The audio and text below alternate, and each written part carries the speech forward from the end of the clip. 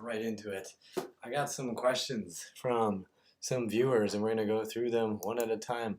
First question was from Sunflower, who was watching how to sleep to fix hunchback and rounded shoulders. And Sunflower asked, can you please show us how to study from textbooks? I have to study for long hours, and that's how I got my hunchback and rounded shoulders. So let's talk about that.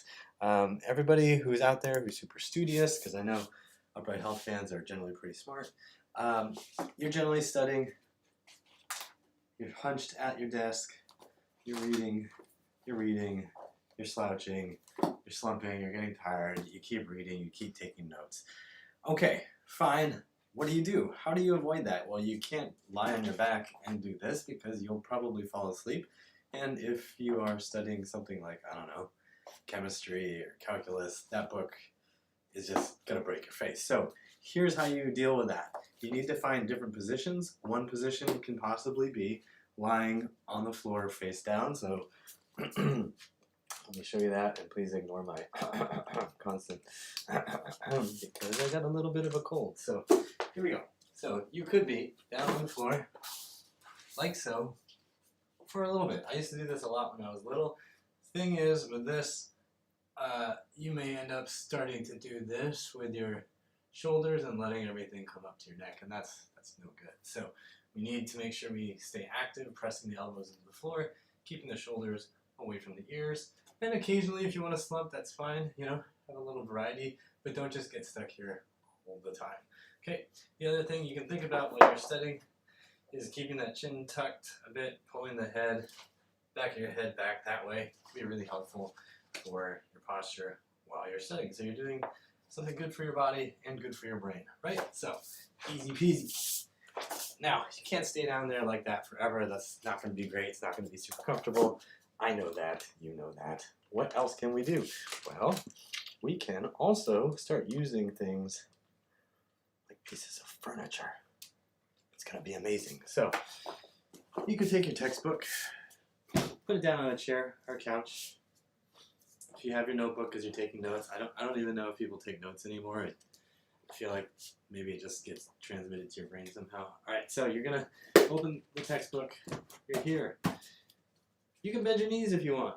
You can keep them straight. Stretch your hammies while you're reading. You can think about that chin tuck again, pulling up, trying to get extension out of your upper and mid back, keeping that pulling up like that. Right, so you can see what my spine's doing. I'm getting extension in my upper back. Wow, isn't that amazing? It should be pretty amazing to you. It is mind-blowing for me because you can read stuff, you can get a little bit of a workout, you can stretch your hammies, you can learn how to use your hips, you can even get a little bit of a isometric squat workout by just hanging out here and reading. And then hopefully you'll get tired and then find a new position. You could also, you know, do the old side studying, not sleeping. You don't fall asleep while studying, do you? No. I know you don't, Sunflower. So there's a couple options for you. Both of those options are going to help you get out of that hunchback, give you good options for studying. And of course, the big thing to remember is there's no such thing as one perfect position that's going to work for you all the time. You got to adjust positions. You can't just stay in the same position all day long. Okay, so there's that. Now let's move on to question number 2.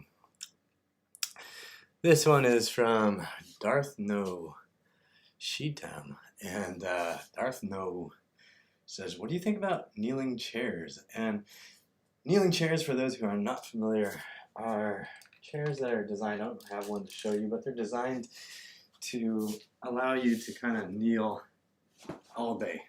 So there's basically like a platform here, and then there's another little seat thing here. Maybe I can build one. You don't want to fall. So anyway, there'd be a thing there, your knees are in there, your feet get this hang up like this, and you end up with a lot of pressure on your shins because you're locked in there and kneeling there the whole time.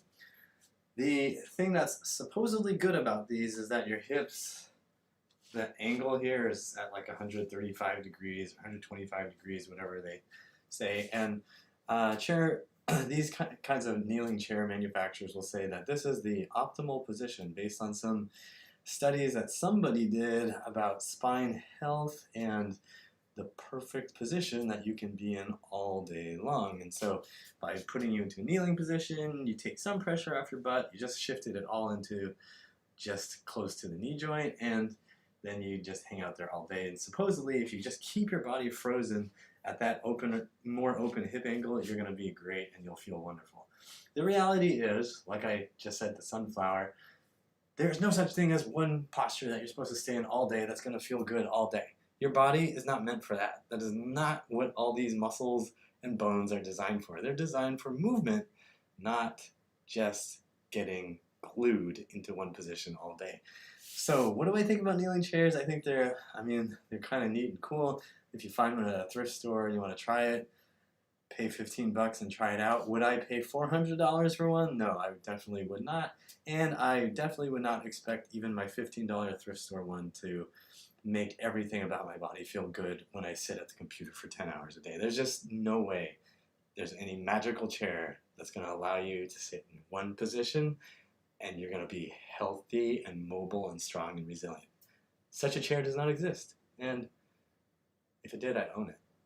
Probably. Anyway, okay, so kneeling chairs, finished. And finally, we have a question from, I don't know how to read this name, Zaire Ala-Eddin. I think I got that right, inshallah. All right, so Zaire says, common gym injuries. Well, first, he says, holy cow, man, you saved my life. I have had pain for nearly a year and a half. I went to several docs, and they all told me different things, and your tips changed my lifestyle. 180 degrees, I think he says, and I don't know how to thank you. A million thanks. You're welcome. I'm glad to have been able to help. I'm glad you no longer are wasting your time and getting frustrated, getting bad advice from doctors. And you want me to do a video about common gym injuries and how to avoid them in general. So, common gym injuries, they're common. And I actually just did a video about this, and it's exercises you should never do fast. All right, so I'll link to that in the description box. It just came out, I think, I want to say 2 weeks ago or so. So go check that video out. Never do this exercise fast. It's going to talk about some very simple but very important ways to avoid getting hurt in the gym. And I made that video specifically to answer your questions there. So I hope you enjoyed it, and I hope you shared it with all your friends, because, you know, that's what friends do. They share good videos. Okay, so as for anything I left out of that video, I don't think there's anything I left out.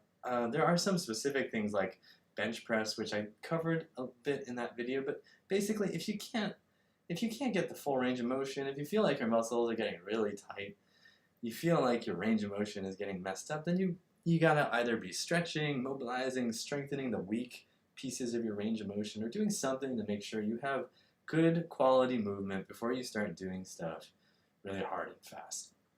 I actually have a friend who shall remain nameless, who just hurt himself doing bench press because he hadn't been in the gym for like 6 months, and then decided to go back and was like, I'm gonna go at like 90% of what I was doing when I stopped. Guess what? He got hurt. All right, so just, you have to know, you have to learn what your body is capable of, and then stay within some of those limits and adjust, gradually expand. All right, so those were the 3 questions. And let me just pop in here to the chat, and I see that. See, Johnny. Oh, this must be a question from back on the textbook stuff. So how do you take notes like that? I'm not sure which position specifically you were thinking about, but it's all the same. The pen, let me show you.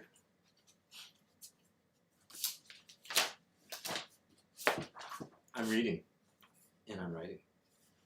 I'm reading, and I'm writing. It's totally doable.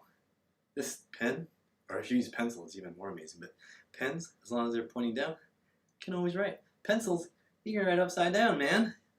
Pencils work all over the place. I love pencils, but that was a pen. But it works with pencils too. You can do it on the floor. It don't matter. you can take notes in any position you want to be. All right, so it looks like we are done. I got all 3 questions finished. If you have more questions that you want answered in the future, be sure to drop them down in the comments section when you watch this video. And yeah, subscribe. Tell other people about Upright Health. Become a member of the Upright Armada. I thank you all for joining me. And what's up, Robert's son? And everybody who's out there who is joining me for this, thank you so much. Appreciate it. And whoa, I just see more questions. All right. I'm gonna stick around. Casey Walsh, can it be dangerous to stretch too often? Yeah, if you're already super flexible and you have no control, yeah, it's definitely dangerous to continue to stretch. So I think really good example tends to be dancers. So women who are doing a lot of stretching to get super mobile. So they just like, oh yeah, I can do the splits already, whatever. They can touch their foreheads with their knees, whatever it is. If you're already really mobile, but you're very weak, you have poor muscle definition, and you feel like things hurt randomly, then stretching more, even if you feel tight, is a bad idea. And that's something I've talked about in a lot of videos about the inner thighs and groin pain. Just because it's tight doesn't mean it needs to be stretched, because the sensation of tight also shows up when muscles are weak. And in modern life, for a lot of us, we're all pretty weak. We're just sitting on our butts, and we're optimizing for relaxing, right? So if that's you, then just stretching the tight things is not going to work. For guys, that comes up as like, oh, my hamstrings are always so stiff and tight, and da da da da da. And then they'll just like, keep stretching, keep thinking they're trying to relax it, when they're also weak. They have weak hamstrings. They need to strengthen them and build that strength at every length to be able to improve their mobility. So I hope that answered your question, Casey. I'm going to take probably maybe 2 more. Takashi M. Oh my God, hello from Japan. What's up? Where in Japan? I used to live in Osaka. It was pretty sweet. I really miss Family Marts. All right, so let's see. Mike S. Have a torn hip labrum. I would go to uprighthealth.com and just look up hip labral, or Google hip labral tears upright health, just so you get a very clear picture of hip labral tear research. And then I would also just go through the hip playlist. Like pretty much all the exercises you find in there will be useful. The really important thing is to not get fixated on the idea of my labrum is damaged.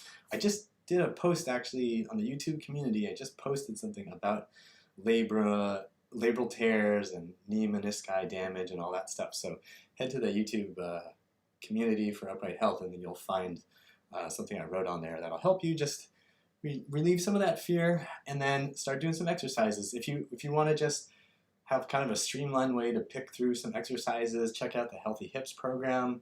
That's on my website at uprighthealth.com/DIY. And let's see,